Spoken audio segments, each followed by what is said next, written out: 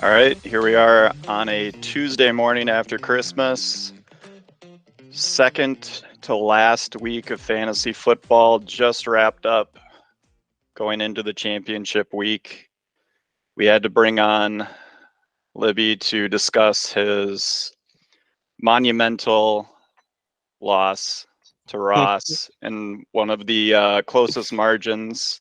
And in honor of our Saturday Night Live tradition, one of the greatest weekend update hosts of all time, Dennis Miller. I'm going to give you a Dennis Miller joke. I haven't Yeah. seen a result that close since Durkin and Wyman election in New Hampshire in 1974, baby. It's a deep cut. Yeah, I mean, 140, you got it 140 for Miller. 20.8. 0.3 points you lost by. 0.3 points. Yep. So yeah. Ross, possibly one of the worst teams going into the playoffs if you just go by points scored, not just by the players on his roster, because he does have a good roster, but definitely snuck his way into the playoffs, was picked to play by the top team in our league, ended up winning as a result of that because Nathan had the worst week of his life. And then plays Libby, who I thought was the best team in the playoffs, and then has one of the great fantasy playoff performances by a player of all time with Amari Cooper going Yes. for 46 46. points. Okay. I'm going to take the floor. Take the floor.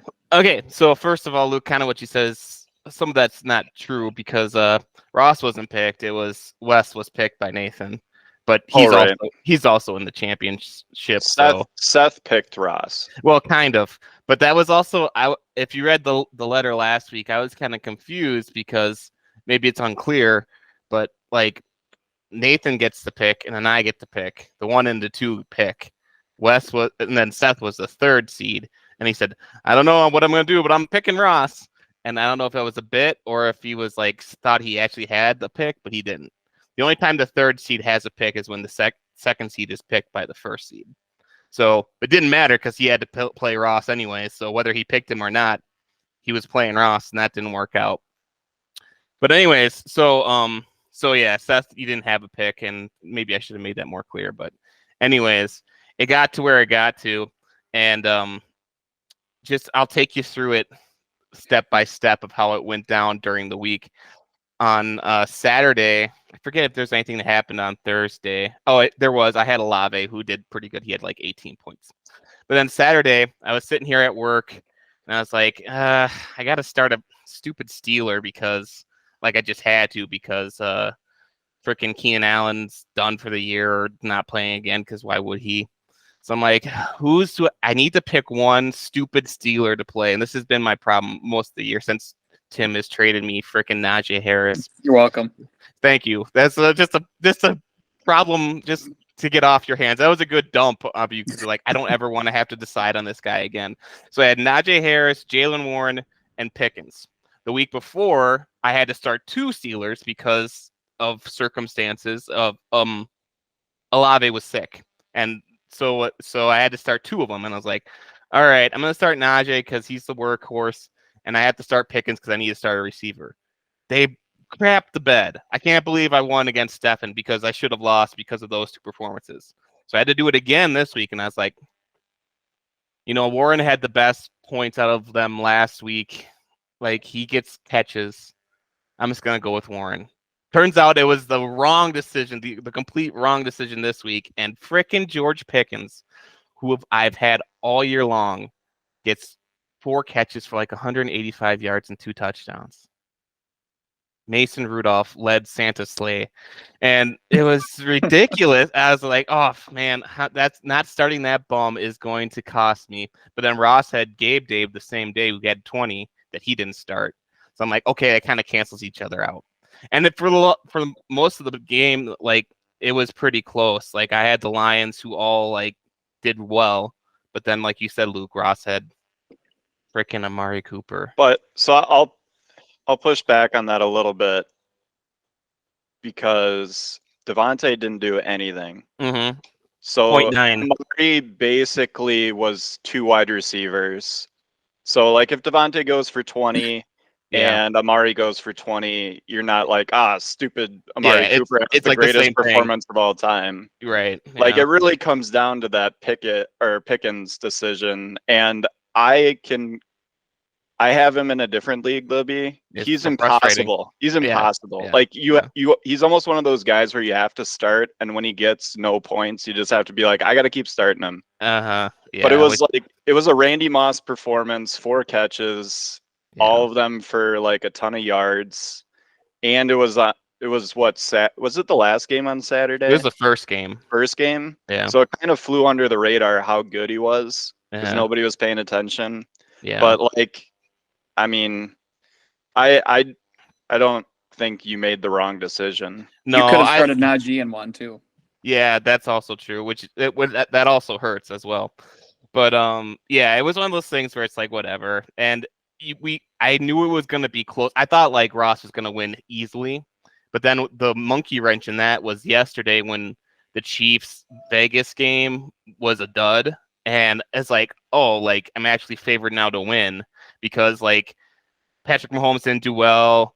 The defense didn't do well, and then he had, like you said, he had Devontae who had like 0.9.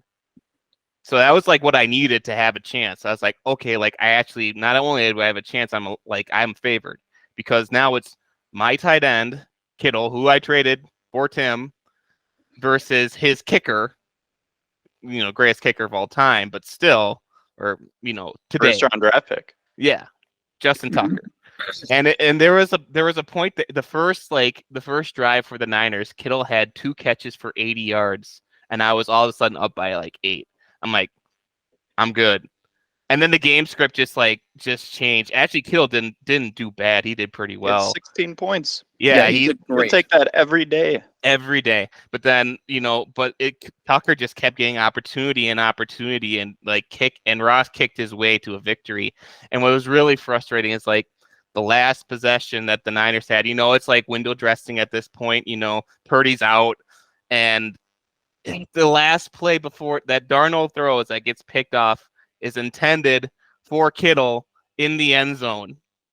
And I don't even need a touchdown. I just need a catch. I just need one catch. It can even be for negative yards, and I win.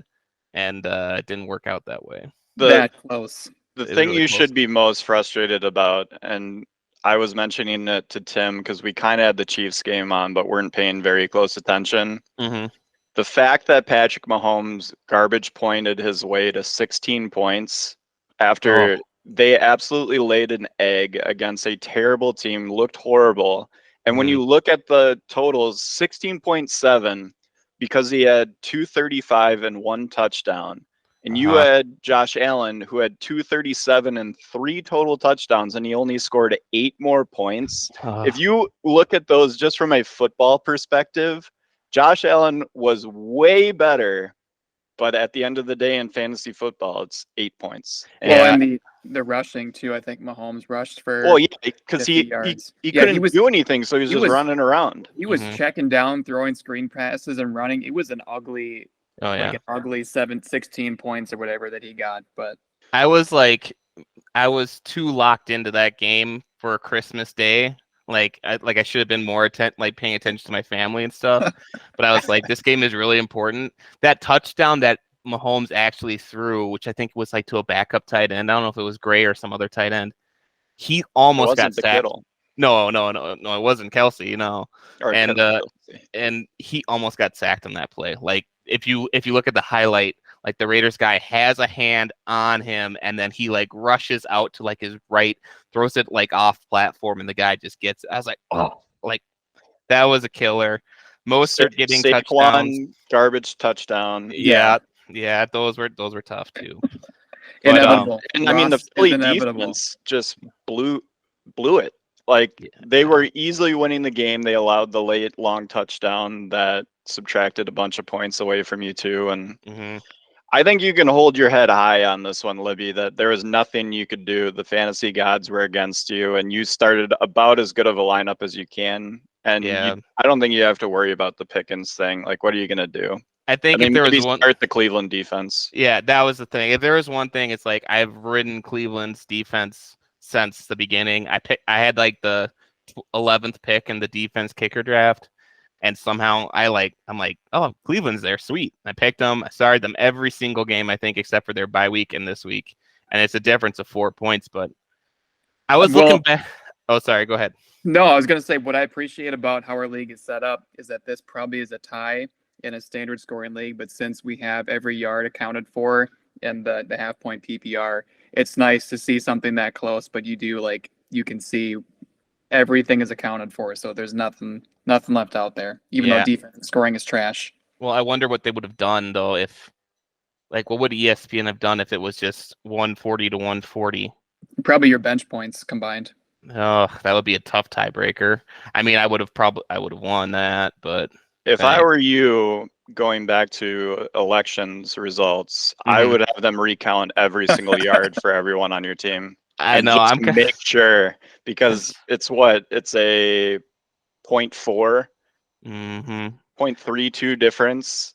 There's got to be someone out there screwed up one or 2 yards for you. Yeah, it's a bad spot by a ref or something. Yeah, I don't know. I was hoping for a stat correction, but like I don't even know. I don't know. Have you guys seen any of those in like the last couple of years? I don't think I have. They happen, but it's usually not affecting anything ever. It'll be like, this guy didn't actually get a sack, so the defense gets subtracted a point or half a point or whatever sacks are. Yeah. So I don't know. I think I texted Ross and I tipped my hat to him, and even before the game to like the kicker versus tight end, I was like, I don't know. I don't feel that great about this. Like, my tight end better freaking beat you, but hey man, it's been a good game, and respect. And I actually went back before I got on this call with you guys, trying to figure out the closest games in the league history. I didn't get all the way through it, but this is definitely, as far as I can tell, the closest playoff game of all time in our history of our league. Like I said, I didn't go back farther than like 5 years, but it just outcomes. I think what I went back as far as like 2019, and I could be wrong. This could be not correct, but I believe me versus Ross this last week, for going to the championship, was the 5th closest game. It was 0.34. The next one, we have a tie for the next closest. It is from week 7, 2021, and also from week 4, 2020. Week 7, 2021, Stefan versus Tom. Stefan scored 133.58. Tom scored 133.34. So that's a difference of 0.24, which is also what happened in 2020 week 4. Sam Nauman versus Stefan, 124.98 versus 124.74, also 0.24. Number 2 is week 2 in 2020, Seth versus Tom, 98.88 versus Tom, 98.78. So that's a 1/10 of a point. Wow. And do you know the closest matchup of all time? Do you have an idea? Anything in the back of your head that's rolling around there? Because I'm selfish, and I think I lost by like 0.02. I'm gonna say it was a Sam and Ross matchup. No, it does feature a Shazer though. Oh, it was me, wasn't it? It was our infamous week 1 of 2019. Oh, this Sam game versus Tim. That's where right. As a commissioner, I was pretty new at this, and I'm like, hey, we're not going to add anybody week 1 because we just drafted. And then so like Tim had a kicker who he drafted who was like ineligible. He was injured. Oh, I totally remember this. I remember this now. And he added a different kicker who he wasn't technically allowed to do and started him. And he beat Sam by 0.04. That's the closest of all time. And that was on his way to a championship that year. That's right. Tim's championship season. So that was the closest. So this is like 5th closest, but I think and like I said, I didn't go back any farther than that, but I think this is by far the closest playoff game ever. That's fun. It hurts, I do remember but now. yeah. Hey, do we want to talk about the Wes and Tom matchup? That one was boring. I do have to say your matchup made is as much of a spectacle as fantasy football becomes, I think, because I was keeping up with it, even though I have no horse in the race. But Yeah. Tom and Wes, I didn't really check in on because it seemed like it wasn't. I mean, That technically, one- we have a horse in the race because we have to talk about it. Yeah, well, that one it was tough because I think Tom just was so hurt, like, and it's he's had some hope, but if you look at the people he had to not start, like he couldn't start Pittman, who was in concussion protocol. Ramondre Stevens was out. Jamar Chase got dinged up the game before, so those three guys were all out. So he had to start JMO and Odell Beckham. I saw he had the empty flex spot, Hmm. and I looked to see what receivers were on the waiver wire, It was bleak. and I almost sent him a text going, "You're gonna think you want to add Odell. Don't do it. Don't do it. Don't ever do it. Even though he had like a couple random good weeks, you just take anyone else. Yeah. Anyone else in that top 5, just put him in." I mean, Well, it wouldn't have ended up mattering because Yeah, the rest he of his texted- team was terrible. He texted me and Sam during that, and I was like, I don't know, maybe Jameson, but really the answer that was sitting out there on waivers was DJ Shark. If you would have added him, I think he got like 23 points or something like that. He had like a couple touchdowns. Wow. And that would have made a difference, but he still probably wouldn't have come close to Wes. I mean, it was just tough for everyone. Like Sam Laporta, who's been great, three points. Well, and connecting with Jared Goff there too, which I think Yeah. Thomas started the wrong quarterback for a few weeks in a row now, where he sat Goff when he had a good week and he played Russell Yeah. instead. Now this week Yeah. was like the opposite. Yeah, but still, Goff had 15. I think it Russell was had still the right. 23. It was the right call to start Goff and Laporta because you could Yeah. multiply your points that way, but it just didn't happen.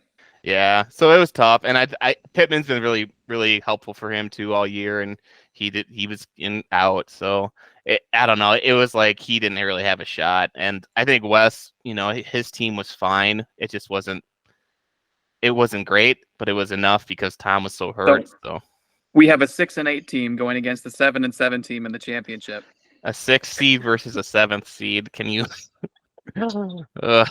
Yeah, pretty brutal. Pretty brutal. It's terrible. It's Yeah. really, really bad. And Wes played well because he had 22 points from his kicker. Yeah. Man, don't knock it till it happens to you. But I was really hoping for one of those performances this week too. And he had Calvin Ridley, who had 22 points on his bench, and Kyler Murray, 20 points on his bench. But yeah, we'll see what happens. Next week will be interesting because, a rematch. If I would have told you, last season this came down to Ross versus Wes, and it was like, how the heck did that happen? Ross, that made sense, but Wes came out of nowhere. And to happen again, and this time it's even more ridiculous because the 6th and the 7th seed, Wes made it on the last week of the season. Granted, he was probably going to make it anyways, but Ross had dropped he started out 6-1 and then went 1-6, and was just sputtering and then just caught fire. I don't know. This is so weird. What was your season long head-to-head against Ross? What did that end up at? So it was he was 2-1 against me. 2-1. And like you said before, we played in week 7. He beat me pretty handily. I beat him even more on rivalry week, but then he got this last one by 0.34 points. So he gets it. I guess we are rivals. So, I guess I told you. it's I hard to told deny it at this point. But and so Wes and Ross have to be rivals now too because this is. I don't know. I think there's a Wes and Luke rivalry to be had. I hate Wes's team so much. It's so stupid. Aaron Jones finally comes back from injury, doesn't play the entire year, helps him win a playoff game. He might help him win the championship because he should be healthy for next week too. Yeah. But none of the other players that I really gave him did anything. Rashi was fine. Waddle was terrible. Mhm. Tua was not very good. So it's not like I helped Wes to the championship with that trade, really. No. It's just that Wes got lucky. I'm not saying Wes is lucky. Anyone who wins fantasy games is inherently lucky. But his team he had good matchups, going against Nathan in the first round. Nathan, who would have lost to anybody, that that helps. And then catching Tom at the wrong Tom would have time. lost. I mean, Tom would have lost in the first round if his team would have played like this. So. Yeah, but his team in the first round was Well, excellent. and if Sam Rodabaugh moves on from his matchup, he cruises to the championship. Yeah, I told Sam that last week too, because it's like, dude, like, I don't know what he got last week, but like, I'm like telling you, if you beat Tom this first week, you probably win the next week, and you definitely win in this upcoming week, because you are Cowboy dependent, and the Cowboys play the Lions. Like, I bet you that Sam will get a higher point total than the winner of our league this week. Yeah. So it's easily Ross's to lose. I think we can all agree on that. Oh yeah. And how many championships will that give him? 2. Just 2? Well, it depends on how far back you go. He did win before. I don't know. Kind of the way I look at it, like, my canon is like, you have to like, you have to have like a starting point, because if you want to go, the problem is if you go all the way back to, I believe we started in like 2011 or 12. Yeah, and that data is no longer available. Like, I think the farthest our league goes back is like 15 or something like that. And even that's like, it's hard to kind of tell. So I think Ross did win like a while ago, but the last year was like his first victory in like, I think it was like 7 or 8, 9 years, something like that. So I don't know. Wes has never won, but he's also relatively new to the league. My canon, my where I go back to is when I took over, which I believe was 18, and like, I think that's when Tim kind of first came. I think Tim was either 19 or 18. That's kind of where I go back to. But who did you replace, Tim? Did you replace Joe? No, maybe. I was in the league with Joe. I think Joel Albrecht was still in the league too. My first year. Oh, that's so right. I might have come in around 2016. Maybe. I know that. Yeah. So we had people who had been in the league was like Joe Nauman, Sam Nauman was there for a while. And then Andrew Rayo was a founding member. He left in probably about like 17, 18, something like that. I think you replaced Andrew, Tim. Yeah, you might have. No, I was in the league with Andrew. Really? Yeah, I think Andrew and Joe left the same time, and that was our Wes. That was our Weth and Seth. Oh, right. And then when Sam left, or when Kranz left, Kranz was replaced by Nathan, and then Sam Nauman was replaced by Seth. Man, what an unfortunate add to our league to replace a competent owner with an incompetent owner. Wait, who's competent and who's incompetent? Nathan versus Kranz. I don't know, man. I played fantasy. This is not my first league. I played fantasy sports with Nathan in. Most of the time, he's bad. Like in our other league that he started this year that you were into, Luke. Yeah, he was not good. And I stopped paying attention to that one about week 4. I know. And then like every fantasy basketball league I've ever been in with him, it's like he's been like at the end. So I think he takes big swings, and he hit, and good for him. He had a great year, but I also don't think that our league is top heavy. Going back to your video last Thank week. you. I'm glad somebody responded. I thought that was a spicy take, but it was very spicy. It's probably not true. If I could summarize your guys' takes, it's like, this isn't fair. Like, how come we all suck? It's like, I don't know. Maybe you're not good. No. I think the keeper 2-year keeper league and a salary league holds water. That is a significant advantage. But yeah, I mean, it does go back to just draft good players, but draft them at low dollar. Like, I've drafted good players, but at the dollar amounts they're supposed to, and then they're not keepers.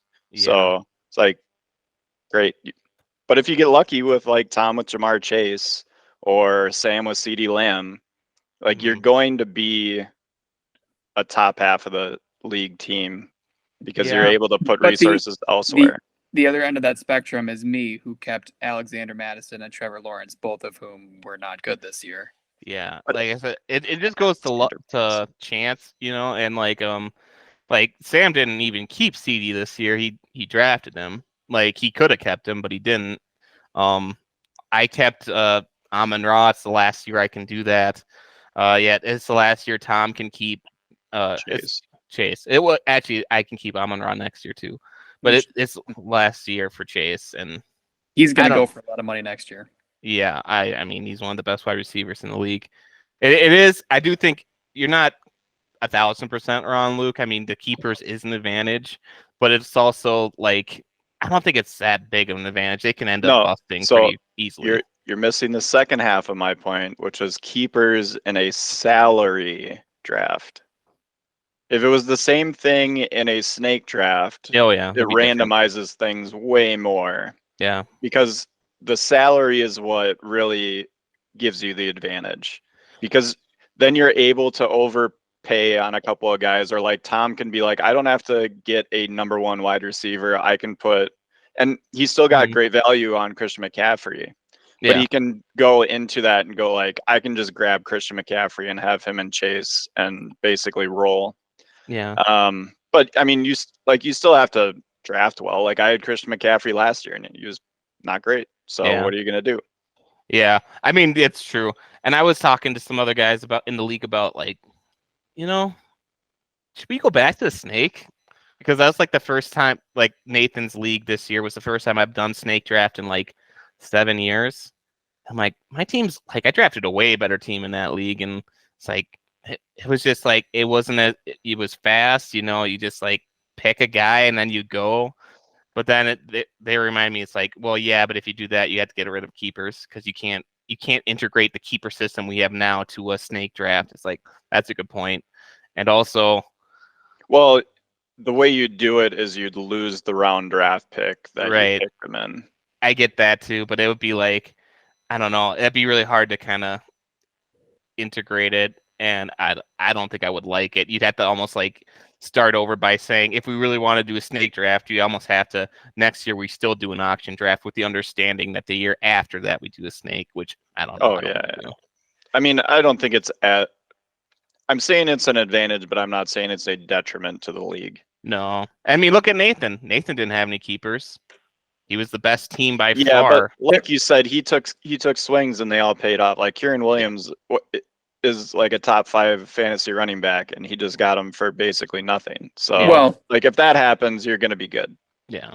I think you paid for him in free agency, and that's the thing. Like, how many of us overpaid for a running back with our free agent budget and actually had it pay off? I think very few of us, but it doesn't happen. Yeah, it happens like twice a year that actually pans out. And I mean, granted to him that, and even Kieran Williams, I mean, he was great at the end of the year, but he sucked and it was hurt for like half of it. So the thing that really screwed things up this year was just the quarterbacks in general. Yeah. The quarterback position was so hard this year, and maybe it's just because I never had a good one until I got Stafford when it didn't matter, and I realized I've just been starting him all year long. But it was so hard to figure quarterback to start this year. And I think that's kind of like, if you were to ask me, why was your team pretty good this year? It wasn't because of my keepers. It wasn't because I drafted well. I panicked in the draft because I had like no running backs. And I'm like, crap, I have all this money. Everyone's giving me crap. Libby, when you going to spend your money? And so like, I don't know. And then I was like, who can I even spend money on that's worth it at this point? And Josh Allen was there. I'm like, all right, I'm getting him no matter what. I've always wanted him. Krantz had him all last year, and I was just sitting there pissed that he was on Krantz's team. He's never going to move him. And then I paid like $33 for him, the most by far for a quarterback. And Josh Allen's QB1, So if you get a good quarterback, you can survive and stream. But if you get like a top 5 quarterback, like I put in a different letter, those quarterbacks are going to be like the highest points getters in the league. The only person who's close is Christian McCaffrey. So getting a good quarterback is important. It's just a matter of how much you're willing to pay, because it's like a tight end too. You just only can start one of them.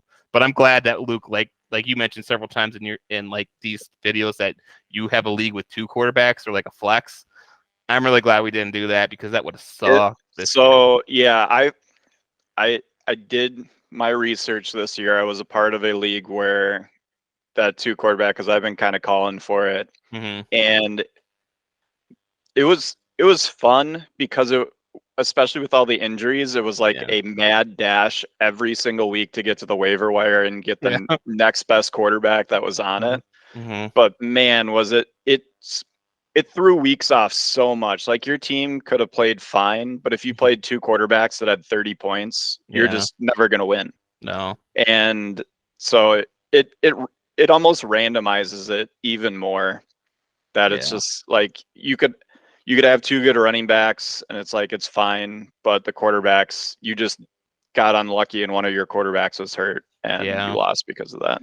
Yeah. So I'm glad we didn't do that. I mean, I wouldn't be opposed to trying it. It's just at this point, it just seems like we'd have to change so much, and like you'd have, like almost like with that snake draft idea, you have to go into it with knowing that would be the season next year. But man, and like it is bad this year to do that, and I think it's probably last year too was pretty hard to do that too. So I'm kind of glad we never have done that. But well, the tight end position kind of fixed itself in the NFL. There's now a decent enough tight ends that there's at least 10 startable guys. And so like I think the money will get distributed a little bit more evenly and the points will be less there. If you have one of the two good tight ends, then you're a way more valuable team. Sure. Kelsey's going away, riding off into the sunset there. So I mean, I think everything that we've ever criticized from the structure of the league is basically just panned out the way it was supposed to. So besides the defenses. Yeah, let me ask you guys this: if you could change one thing, like position-wise in our league, what would you do? Like, make a case to your fellow league mates. What should we add? What should we get rid of?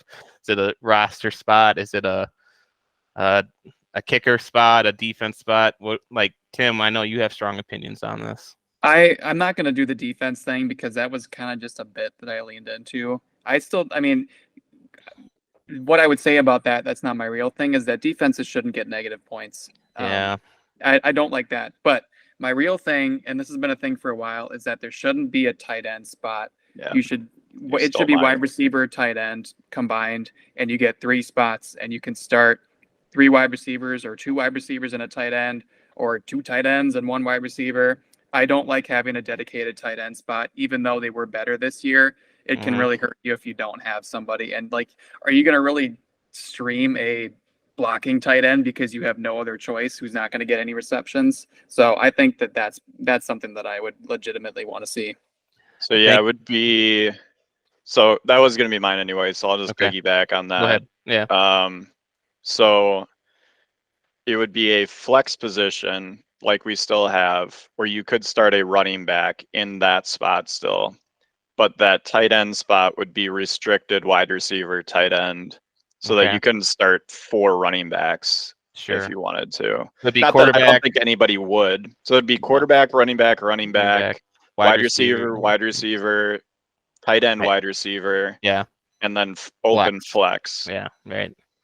I think I tried to push that at one point in the league when I was like first new commissioner. I was like, guys, this is really stupid to have like a tight end spot that you can only put 1 tight end. And I got like overruled like big time. Like everyone's like, no way, like tight end is important, blah, blah, blah.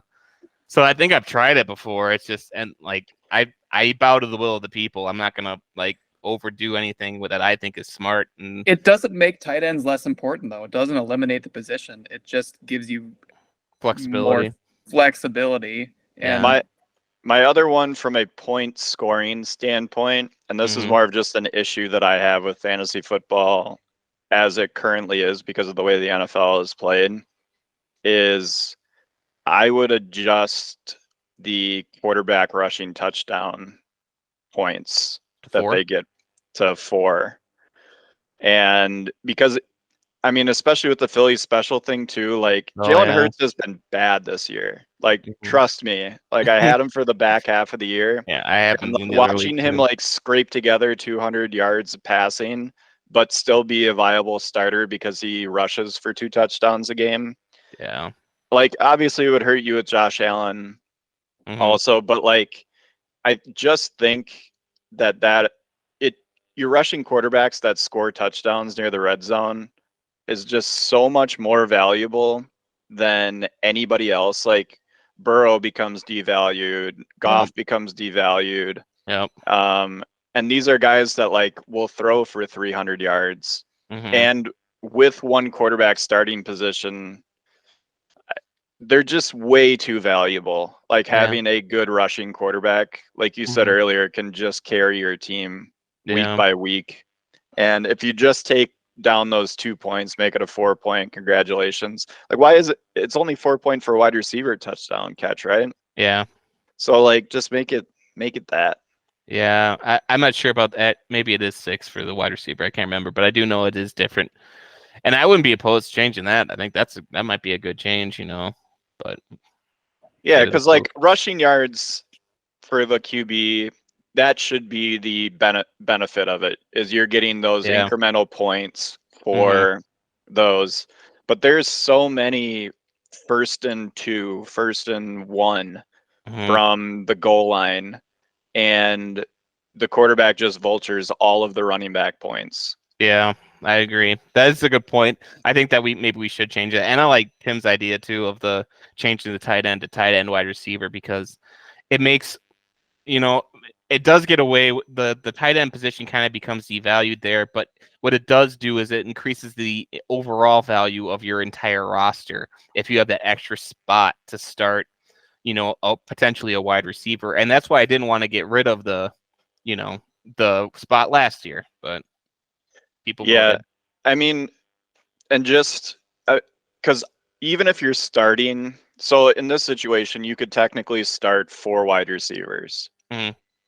I don't think I ever flexed a wide receiver in to that 3rd spot and had it be like one of the reasons why I won the game. Yeah. So like starting 3 wide receivers is valuable, and you could start 4 in this situation, but you could also start 2 tight ends if you wanted to just be Yeah. like, hey, my top tight, I have Mark Andrews. He's as good as any wide receiver every week.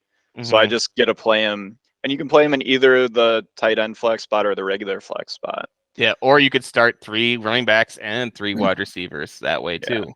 So I wouldn't mind changing that. Like I said, I think we might get some pushback from some members about that, but like I'd be fine with that. And I think the pass catching positions in the league are so not random, but they're more random where you could start 4 wide receivers and the chances of them all hitting is way lower than if you started maybe 4 running backs or something, because like you'll yeah. have a Devontae Adams who goes off 33 points one week and the next week 1 catch for 4 yards. So Hmm. I don't think it changes things that much. It just makes things more flexible. Yeah. Maybe Which is good. And like with running backs too, it's like, yeah, they're usually more consistent, but they also get hurt way more. So like we saw this year, like, I always try to get like a couple of running backs who I feel good about, but like it changes so much throughout the year. Like look at Well, Lucas's team. or me with Gibbs. Like I Exactly. Yeah. gave up on Gibbs, and then Hmm. he was probably the best fantasy running back for the last half of the Yeah. season. Certainly part of the reason why I was where I was at. So yeah, I don't know. I think there's a lot of room for improvement in our league, and it'd be interesting to see what people are feeling after this year. But props to Ross and to Wes, and good for them. And I'm a little salty. I'm not gonna lie, but I think that whenever you lose to Ross, it's just like I lost to Ross, man. Like, and it was so close. But it's like whenever it gets that close, you just know that Ross is gonna win. He's gonna step on your throat. And I know it's different because he was like 7-7 this year, but whatever, man. Like, I don't really feel that bad about it. It's like it is what it is, and Ross is inevitable. So, what are you gonna do?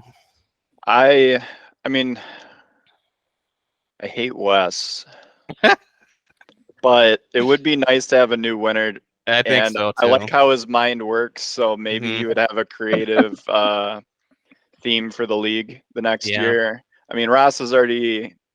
I mean, we know where Ross is going, unless he goes like Wisconsin basketball. he wouldn't do that to us. I think I respect him enough to respect his decision that it wouldn't be like 90s Packers or something like that. But But so he won last year, right? Ross did, yeah. So it's back to back. It would be back to back, and I don't think that's happened since Lucas. And that was like, I forget when Lucas did the back to back thing. I think that was like 14, 15, something like that. It was a while ago. Have Libby, did you confirm my Lucas that Adam picked his team this year? I cannot confirm that or deny it. I believe that he was on a Skype with us when we were doing that. I don't know if I believe he was even in Valentine visiting Andrew. I don't think he was on the Skype the entire time. Yeah, I mean, you're maybe right. Maybe you're right. I do know that. Adam may have gotten it screwed up with a different league that he did it for, but from what I made sure to ask follow-up questions to Adam when I talked to him, and it sure sounded like Lucas punted on our league this year and gave Adam the reins. I feel like maybe part of that too was he was in Valentine. If you ever go to Valentine and you are at Mr. Rail's house, there is no internet. You have to like go over to the school to have internet. So maybe it wasn't just intentional. Maybe he didn't want to be like, hey guys, can we do this a different day? Because I'm stuck at my brother-in-law's house.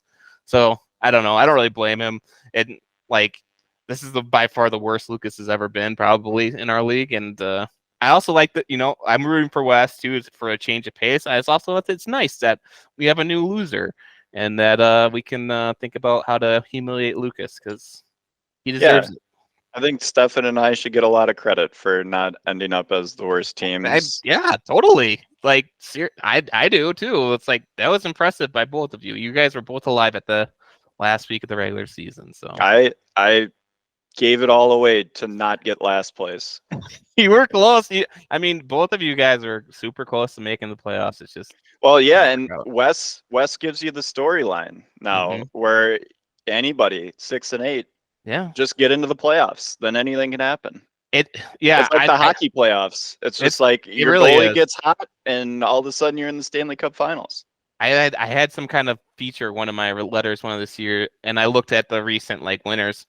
There's only like one time in the past 5 years where like a 1 seed won, and I think that was Tim's year. Most of the time it's like a 5 seed or like a 3 seed or something like that, or a 6 seed. It usually is not the 1 and 2 who win.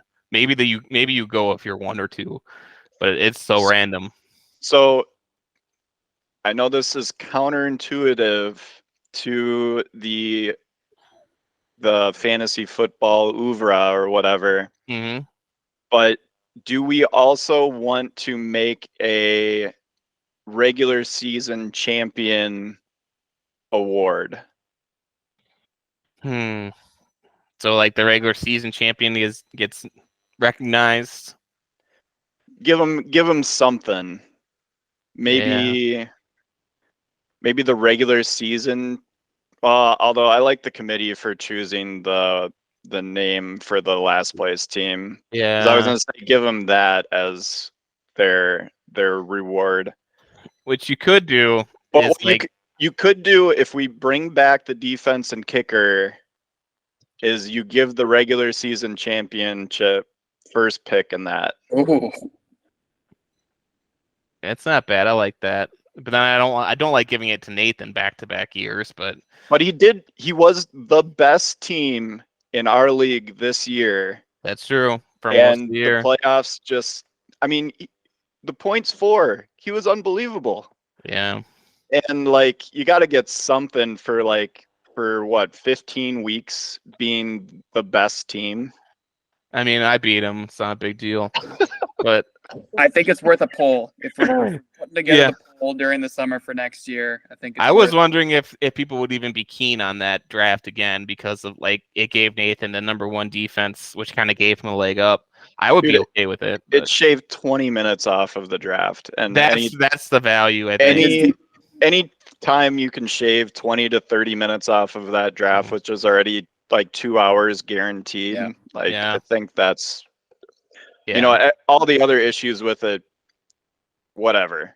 Yeah, I agree. That was our first year. We learned from this year, I think. We'll do it better. Yeah, and 5 more years we'll be individually picking different positions and only salary drafting like running backs. Yeah, which might be okay too.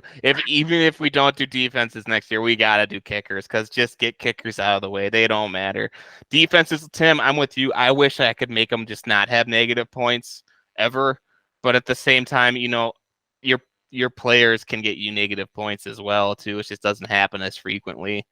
I don't know. Maybe that's something we can change to. I just think there's too much variance in the defensive scoring. Like they Yeah, should I be agree. either they get you 22 points or negative 10 points. I just think there needs to be a lot more. Yeah, I would be okay with capping them at like no negative scores on defense. I don't know if I can even do that, like scoring, figuring that out how that would be. No idea. But yeah, I would think that I would like to see that because that can You could- screw you. You could turn it. The way to do it with the points would be that you would eliminate the negative points or positive points for points allowed Yeah, and make it just your defense scores only through turnovers and defensive touchdowns.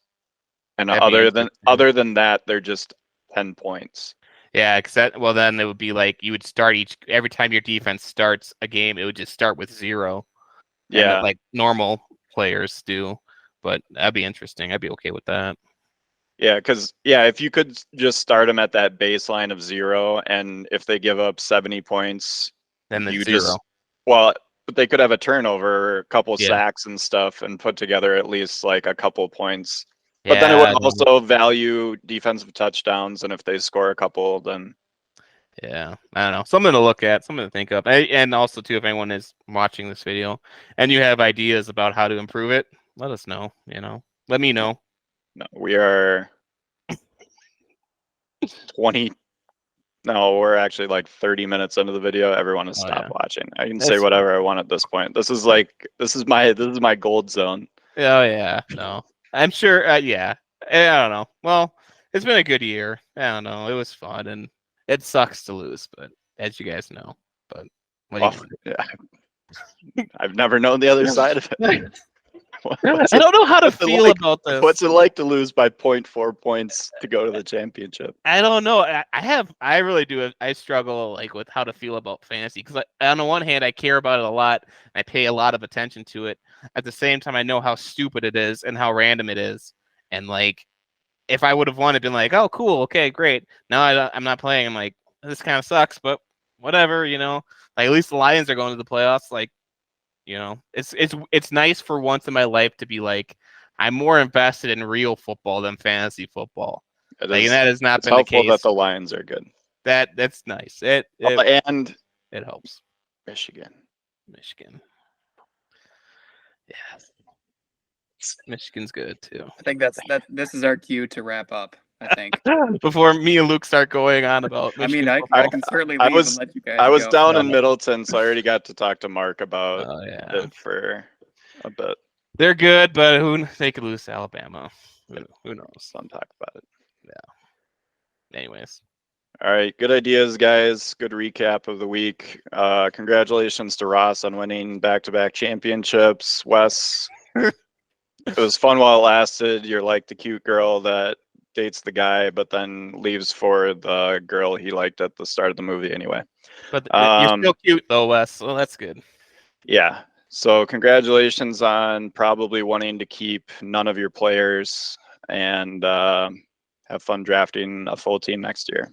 Ross, you did it again. You boggled Tim and I's brain for the last 7 weeks, and yet you still won because there's 2 things that are true, and that's Ross is inevitable, and this is about football. Football. Good job by you guys. See you later.